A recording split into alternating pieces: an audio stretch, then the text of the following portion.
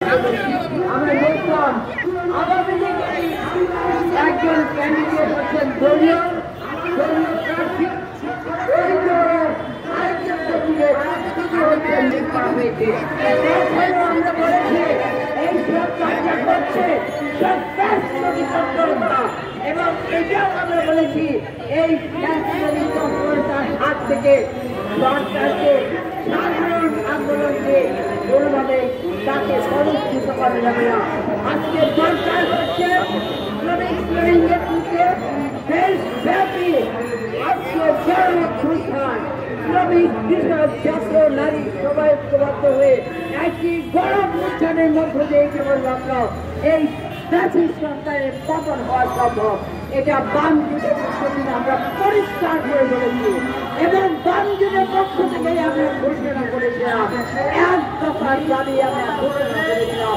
আমরা যেদিন এখানে 2 তারিখে অগস্টের 2 তারিখে আপনাদের জমা করে দেবেন, তাহলে আজকে এই 7 মাস পরে আমরা দেখছি, 7 মাস পরে আমরা প্রশ্ন করতে চাই যেই জাতীয় সরকারকে আমরা পদত্যাগ করতে বাধ্য করেছি বড় অনুষ্ঠানের মধ্য দিয়ে, আজকে যারা ক্ষমতায় এসেছেন তারা কতখানি গণতান্ত্রিক আচরণ করেছেন মানুষের সাথে, আজকে তারা কতখানি গণতান্ত্রিক আচরণ করেছেন শ্রমিকের সাথে, নারীদের সাথে। আমরা সমস্ত ক্ষেত্রে আমরা দেখি এই সরকার 24-এর যে চেতনা, 24-এর গণভুটানের চেতনা ধারণ করতে ব্যর্থ হয়েছে, এই জন্য পরিষ্কার করে আমরা বলে দিতে চাই। আজকে সারা দেশে যে সরকার চলছে, যে মব সরকার, ট্যাগিং, বুলিং, নানা ধরনের শব্দ আমরা শুনতে পাচ্ছি, এইগুলো যে চলছে, এগুলোর বিরুদ্ধে আজকে সমস্ত বাংলাদেশের সমস্ত মানুষকে, সমস্ত জনগণকে ঐক্যবদ্ধ হতে হবে। এই আহ্বান জানাই। আমি আমার বক্তব্য না বাড়িয়ে শুধুমাত্র বলতে চাই, ঈদের আগে শ্রমিকদের বেতন বোনাসের মুক্তি আছে।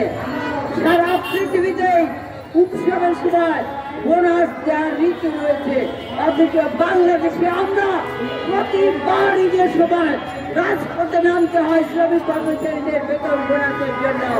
আমরা পরিষ্কার করে বলতে চাই, 20 রমজানের মধ্যে শ্রমিকদেরকে বেতন পরিশোধ করবেন, সর্বস্তরের বাংলাদেশের সর্বস্তরের শ্রমিককে বেতন পরিশোধ করবেন, এবং 25 রমজানের মধ্যে সমস্ত শ্রমিকদের বোনাস পরিশোধ করবেন।